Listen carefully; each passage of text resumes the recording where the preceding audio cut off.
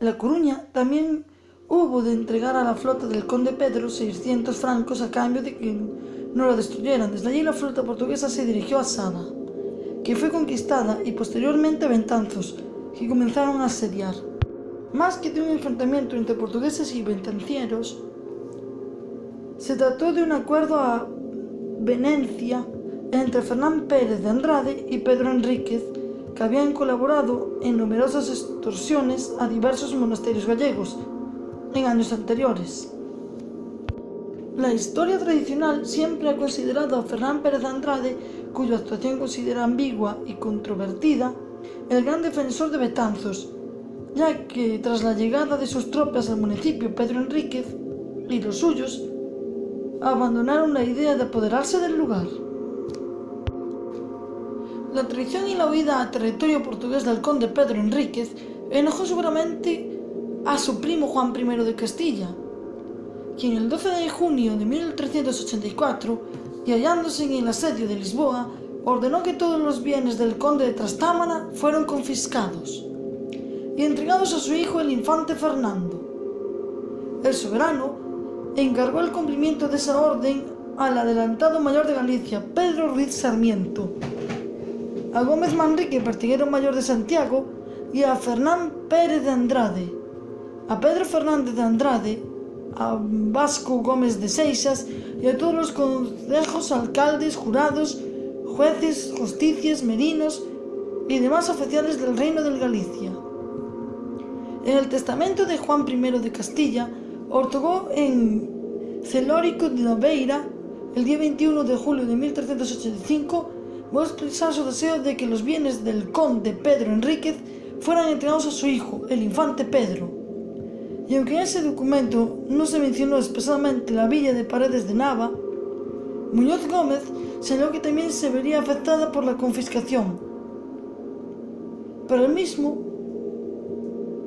confiscando de los bienes del conde, no se llevó a cabo por la trayectoria posterior seguida por él, y se vio obligado a suprimir todos sus vínculos con el reino de Galicia. Pedro Enríquez contrajo matrimonio con Isabel de Castro, que según la mayoría de los historiadores modernos era hija de Álvaro Pérez de Castro, conde de Arriolos, y de María Ponce de León, y sobrina del célebre Fernán Ruiz de Castro.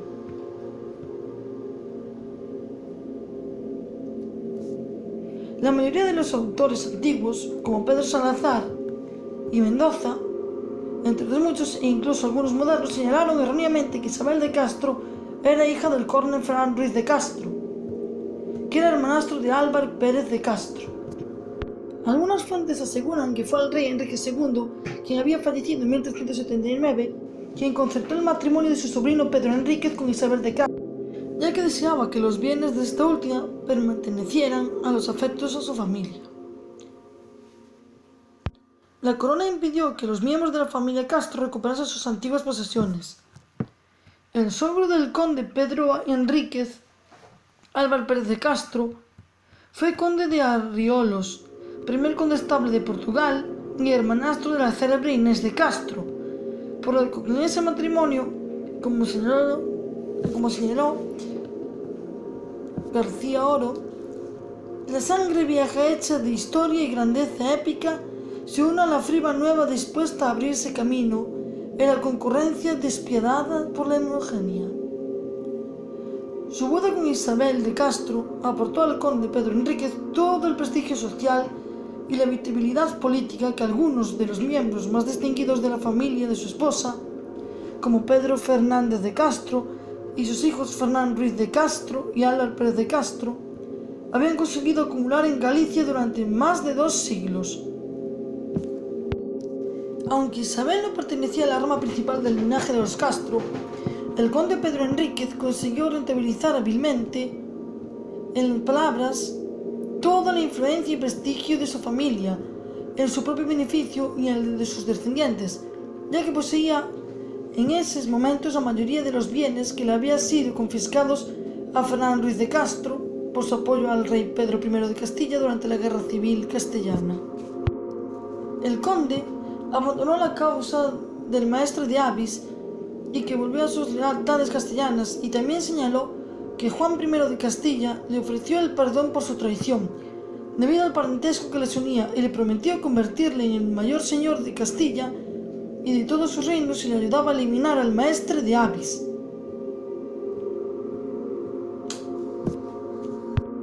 Pedro Enríquez, el hecho de que el alcalde del rey, Fernán Sánchez de León, exigiese a principios de 1385 que el castillero y el alcaide de la Torre de Barreira, cuya posesión se disputaba el conde y el arzobispo Juan García Manrique, rendiera pleito homenaje, pero hay constancia de que Juan I de Castilla prohibió el 3 de febrero de ese mismo año que la petición se llevase a cabo. El conde Pedro se involucró a principios de 1385 en otra conjura que en esta ocasión iba dirigida contra el maestre de Avis, a quien se pretendía asesinar, y que estuvo protagonizada por los miembros de la familia Castro, afincados en Portugal, que eran familiares de la esposa de Pedro Enríquez, Isabel de Castro. La conjura para eliminar al maestre de Avis, que fue dirigida por Pedro Enríquez, Juan Alfonso de Baeza y el escudero García González de Valdes, fue respaldada por Juan I de Castilla, aunque Pedro de Galvara y Valdés señaló que es poco probable que el monarca castellano hubiera apoyado en intermedio la misma. El rey Pedro I de Portugal había tenido con la dama gallega Inés de Castro. Juan y Dionisio de Portugal fueron excluidos de las Cortes de Coimbra de 1385, junto con la reina Leonor Tellez de Meneses, y por diversos motivos de la sucesión del trono de Portugal. Y el 6 de abril de 1385, durante esas cortes, el maestre de Avis fue reconocido como legítimo soberano de Portugal, y 5 días después fue coronado y comenzó a reinar como Juan I de Portugal. Tras el fracaso del complot, Juan Alfonso de Baeza, el conde Pedro Enríquez y su cuñado Pedro de Castro, que era hijo del difunto conde Álvar Pérez de Castro, se refugiaron en el municipio portugués de Torres Vedras, que se halla en las cercanías de Lisboa, y que en esos momentos estaba siendo asediado por las tropas del maestre de Avis. Pedro y sus acompañantes tenían la intención de someterse a la autoridad de Juan I de Castilla y de volver a este reino, lo que agradó al monarca y le benefició en cierto modo, ya que ello privaba de algunos refuerzos a los partidarios de Juan I de Portugal. Y Pedro Enríquez y sus acompañantes, tras pasarse al bando castellano, informaron a Juan I de Castilla que en esos momentos algunos nobles portugueses comenzaban a oponerse al rey de Portugal, pero a pesar de que el conde de Trastámara fue perdonado por el monarca castellano, su regreso a Castilla no debió ser muy bien visto por este último, ya que no había constancia de que el rey dispusiera la condena a confiscación de bienes que pesaba sobre su rebelde y peligroso pariente,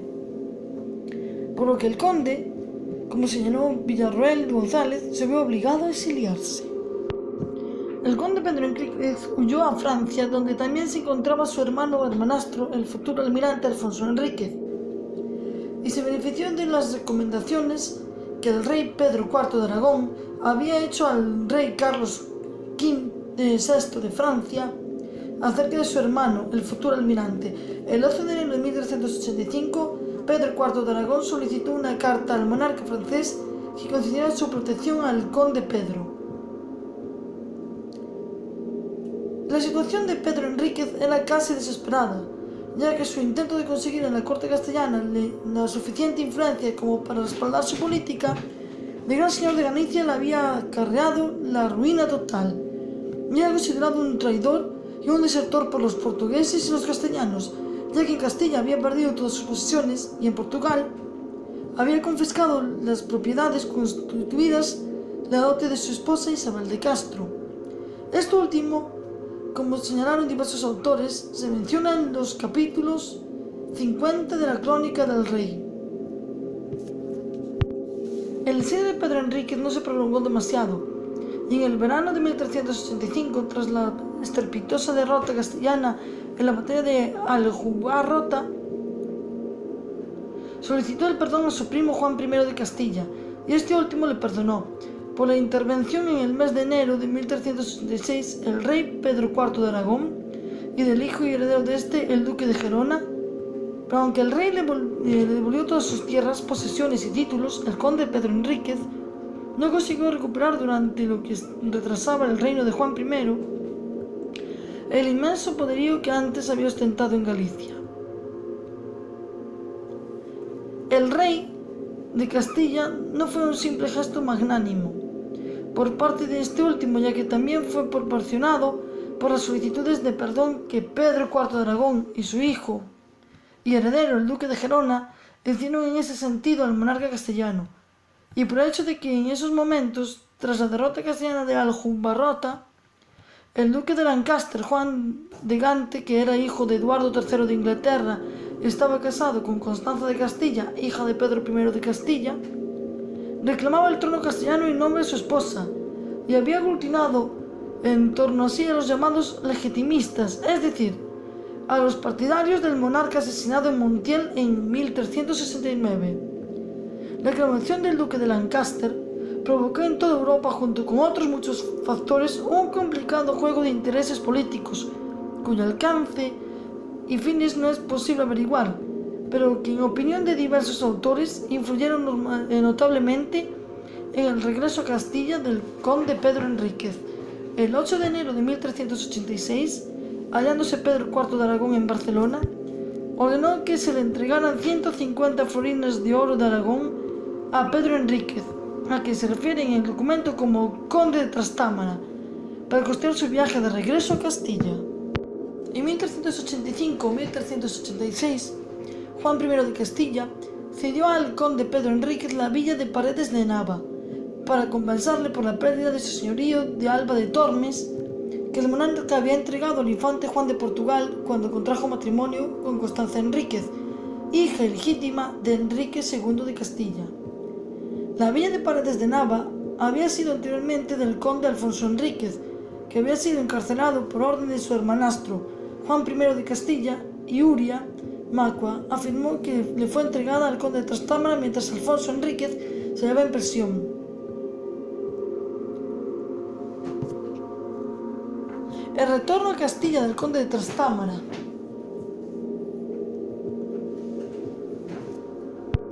La restitución de sus bienes y títulos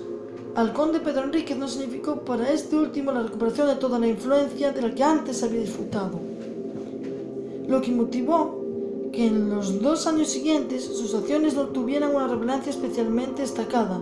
en Castilla ni en tierras gallegas, ya que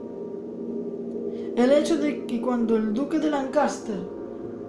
Juan de Gante, invadió Galicia en julio de 1386 para reclamar el trono castellano, el nombre de Pedro Enríquez no es mencionado en ninguna actuación destacada contra los ingleses, a pesar de que se hallaba en Galicia y que la situación era de extrema gravedad. Para Juan I de Castilla, el conde Pedro Enríquez defendió la ciudad de Lugo del asalto de las tropas del duque de Lancaster, y no ha podido comprobarse documentalmente. Por su parte, se aseguró que el ejercicio de las armas nunca fue la pasión favorita del conde don Pedro Enríquez, y que el conde no destacó en este conflicto por sus proezas. Sin embargo, en el privilegio de la donación de la villa de Medina de Rioseco, el almirante Alfonso Enríquez, que data de 1420 y fue citado por Pascual Martínez, consta que el conde Pedro, el mariscal de Castilla Diego Fernández de Córdoba, Mosén Robín, se situaron junto a sus tropas a 3 leguas de Monforte de Lemos, mientras el hermano o hermanastro del conde Pedro, Alfonso Enríquez, resistía en el interior de dicho municipio los ataques de los hombres del duque de Lancaster, que se repitieron en varias ocasiones a lo largo del año 1386. Durante la invasión inglesa de Galicia, la defensa de los territorios de León, Galicia, fue confiada al arzobispo Juan Manrique y no al conde Pedro, ya que en esos momentos el poder político de Galicia y la influencia ante la corte castellana estaba en manos de dicho prelado y no del conde de Trastámara, por lo que este último se vio obligado a esperar tiempos más afortunados. El 1 de septiembre de 1387, hallándose en el monasterio de Aguasantas, el conde cedió a Alfonso Vega los cotos de Amoeiro y Nogueira, junto con sus rentas, pertenencias así de pan como de vino, carne, dinero, derechos y derechuras, con el mero mixto imperio, señorío y jurisdicción. Con toda seguridad, las donaciones que el conde hizo a sus partidarios y vasallos fueron muy numerosas. Solo hay constancia de un pequeño número de ellas, y la mayoría de estas solamente aparecen en los escritos de Fray Malaquias de la Vega.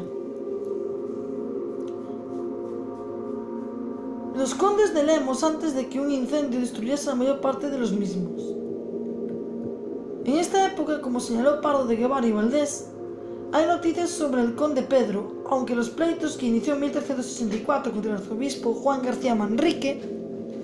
por la posesión de diversos bienes evolucionaron ahora por la vía legal y no mediante el recurso a las armas,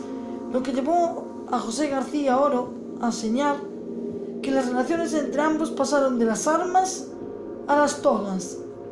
El conde, que tal vez estaba impresionado por el firme carácter del prelado compostelano, resolvió el no sucesivo todos sus pleitos, con este último con arreglo a las leyes de la época, y los bienes que el conde reclamaba, a pesar sobre todo sentencias que se pronunció en 1384 en Torrijos sobre los mismos, eran las casas que él mismo había ocupado ilegalmente en la plaza de Mazarelas de Santiago, el territorio de la fortaleza de Castro de Montes y la torre de Barreira, que estaba situada en la zona de Tabeiros, y era reclamada por ambos personajes junto con las tierras de esa zona. El 24 de noviembre de 1388, y mientras el arzobispo Juan García Manrique y el conde Enríquez se encontraban en Medina del Campo, ambos acordaron someterse al veredicto que emitiera una comisión a la que otorgaron ambos poderes y que estaba compuesta por Lope Gómez de Lira, Fernán Pérez de Andrade y Juan Rodríguez de Viezma. Quedó establecido que esa comisión tendría potestad para hacer cumplir el veredicto que se estableciera sobre la posesión de esos bienes y para sancionar con una multa de 10.000 doblas de oro castellanas al arzobispo al conde en caso de que alguno de ellos no lo acatase. La estancia en noviembre de 1388 del prelado y del conde de Trastámara en Medina del Campo probablemente estuvo relacionada con el espléndido recibimiento que Juan I de Castilla concedió en dicho lugar a su prima Constanza de Castilla, duquesa de Lancaster e hija del rey Pedro I. Dicho recibimiento fue narrado, como señaló López Ferreiro, en un pasaje de la crónica del rey don Juan I. El 10 de diciembre de 1388 en Medina del Campo, los miembros de la comisión antes mencionada fallaron que el conde de Trastámara jamás había tenido derecho alguno ni sobre el territorio de Tabeiros, ni sobre la torre de la Barreira, ni sobre las casas de la plaza de las Mazarelas de Santiago, ni tampoco sobre el territorio y la fortaleza de Castro de Montes, por lo que fue obligado a desembargar y a devolver todas esas propiedades al arzobispo y a conseguir que su esposa, la condesa Isabel de Castro, aceptara la sentencia y se comprometiera a respetarla. El conde Pedro Enríquez y su esposa, que esta última era hija del conde Álvaro Pérez de Castro, no de Fernán Ruiz de Castro, como muchos genealogistas afirmaron en siglos pasados, fue totalmente desfavorable para el conde, ya que, para evitar que en un futuro se produjeran disputas entre coincidentes y debates, quedó establecido que el arzobispo entregaría al conde en 2 plazos 300 marcos de plata como compensación por las sumas que había intervenido en sus propiedades, y también otros 30.000 maravedís de la vieja, porque el conde había gastado de las casas de la plaza de las Mazarelas de Santiago. El fallo emitido en Medina del Campo perseguía conseguir el arzobispo y el conde quedaran satisfechos al mismo aceptaran la resolución de la comisión y que el pleito quedara resuelto para siempre, por lo que la compensación económica que diplomáticamente recibió el conde debía ser, en palabras, entendida a modo de consolación por su derrota. El veredicto fue aceptado sin reserva alguna por el conde, y por su esposa, y ambos se comprometieron bajo juramento a respetarlo en lo sucesivo, mencionando además que el archivo arzobispal de Santiago se conservaban las cartas de pago dadas por el conde, sobre los 300 marcos de plata y los 30.000 maravedís que recibió a modo de compensación. Aunque la sentencia no hería o desaivara ni al conde ni al arzobispo, sí era una nueva y clara victoria del prelado y ponía de relieve al débil y poco brillante posición del conde de Trastámara en la corte, ya que el arzobispo había así venido a defender los intereses de la sede compostelana y contaba, gracias al apoyo de Juan I de Castilla, con una inmensa influencia. Pero no todo fue negativo para el conde, y a pesar de que en esa época no tuvo ningún protagonismo político y de que su posición en la corte, a pesar de su estrecho parentesco con el monarca, fue meramente decorativa, sus enormes posesiones y su poder e influencia aún siguen siendo inmensos en ciertos círculos, ya que contaba con el apoyo de gran cantidad de miembros de la pequeña nobleza, a los que cada cierto tiempo concedían numerosas mercedes. Y las maneras gallegas del conde, como el dicho medievalista, seguía causando respeto y terror, sobre todo en los miembros del clero, ante la corte y del hecho de haber sido reemplazado en el liderazgo y supremacía de Galicia por el arzobispo Juan García Manrique. El conde aún conservaba intactas sus esperanzas de volver a ocupar ese liderazgo por creer posiblemente que, de todo lo que se había dispuesto en las Cortes de Soria en 1380 contra los comenderos y demás individuos que ocupaban ilegalmente las propiedades de los monasterios o los extorsionaban, los nobles gallegos, entre los que figuraba el conde de Trastámara, que seguía necesitando grandes recursos para poder hacer frente a las generosas mercedes que otorgaba a sus caballeros, continuaron haciéndolo y siguieron abusando de su posición de poder, aunque en esta época el caso del conde no era desde luego el más escandaloso, ya que hay constancia de que en esta época el adelantado Pedro Ruiz de Sarmiento se apoderó ilegalmente de los beneficios de los 8 monasterios gallegos. El 12 de agosto de 1389, aunque algunos dijeron equivocadamente que fue en 1398, el abad del monasterio de Lorenzana nombró comendero al mismo conde Pedro Enríquez, que en esos momentos también disfrutaba de los monasterios de Sobrado, Oseira y Pollo. Y en 1389, Juan I de Castilla cedió a Alfonso Enríquez, hermano del conde Pedro, el señorío de Aguilar de Campos, comenzando el futuro almirante de Castilla, de ese modo, a adquirir su propio patrimonio personal e independiente de su hermano. Juan I de Castilla falleció el 9 de octubre de 1390 tras haberse caído accidentalmente de su caballo, y en Castilla comenzó a reinar su hijo y heredero Enrique III, aunque debido a su corta edad se constituyó una regencia en que los parientes más cercanos del monarca, como el conde Pedro Enríquez, que aún aguardaba el momento de la revancha, se propusieron acabar el poder. La minoría de edad del monarca provocó que los nobles comenzaran a disputar entre sí por hacerse con el poder, aunque los familiares más cercanos del rey, que fueron conocidos como los epignos Trastámaras, que ya habían recuperado su influencia, formaron un compacto y poderoso partido, que estuvo integrado por el conde Pedro Enríquez, la reina Leonor de Trastámara, que era hija de Enrique II de Castilla, y esposa de Carlos III de Navarra, Fabrica de Castilla, duque de Benavente, y Alfonso Enríquez, conde de Noreña y Gijón. Siendo los dos últimos hijos ilegítimos de Enrique II, Isabel Montes señaló que el arzobispo de Toledo, Pedro Tenorio, que tras la muerte del rey se hizo con el control de la situación, lo que más le inquietaba era la relación de los parientes del rey, especialmente la del duque de Benavente, la del conde Pedro Enríquez y la del marqués de Villena, Alfonso de Aragón, ya que el conde de Noreña y Gijón, Alfonso Enríquez, se daba impresión en esos momentos por haberse rebelado contra Juan I. Contra el conde de Trastámara y sus deudosos luchaban los miembros de la media nobleza, donde figuraban mayoritariamente los servidores o funcionarios de la corona que actuaron bajo el liderazgo del arzobispo de Santiago de Compostela, Juan García Manrique, y del arzobispo de Toledo, Pedro Tenorio, que conviene señalar que ambos peleados estaban entre sí mismos, y que García Manrique era apoyado por los Zúñiga, los Ayala, los Fajardo, los Manrique, los Mendoza y los Ponce de León. El arzobispo de Toledo era respaldado a su vez por los Velasco, los Guzmán, los Mendoza de Guadalajara y los descendientes que aún vivían del infante Manuel de Castilla, hijo del rey Fernando III de Castilla. Desde la muerte de Juan I, el conde Pedro apoyó a sus familiares y, lleno de ambición y de deseos de revancha por su alojamiento de la corte, desde el 1384 se convirtió en uno de los principales protagonistas de los conflictos que surgieron durante la minoría de edad de Enrique III, ya que formó parte del Consejo de Regencia y, al igual que el resto de sus parientes, consiguió de la corona gruesas sumas de dinero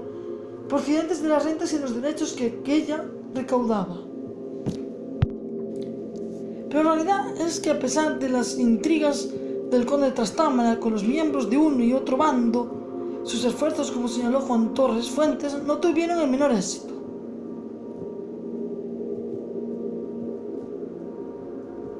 En los conflictos de la minoría de edad de Enrique III, también intervinieron los procuradores de las Cortes de Castilla, que, aunque unas veces como testigos de excepción y otras de calidad de verdaderos protagonistas, y a causa de ello, como señaló Pardo Guevara, alcanzaron una gran influencia que se suponía en los deseos del jovencísimo Enrique III, ya que este último pretendía reforzar el poder de la corona. En las Cortes de Madrid de 1391, que fueron las primeras del reinado de Enrique III, se bajaron la posibilidad de que durante su minoría de edad el reino fuera gobernado por un consejo de regencia que aglutinase a todas las fuerzas políticas del reino, que era el deseo de Juan I, manifestó en las Cortes de Guadalajara en 1390, una de que se aplicase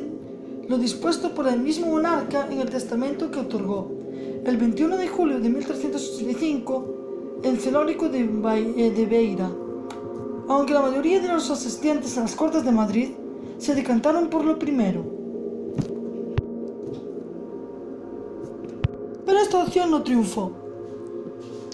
Se habían producido grandes cambios desde las minorías de edad de Fernando IV y de su hijo Alfonso XI, que dejaron un amargo recuerdo en todo el reino.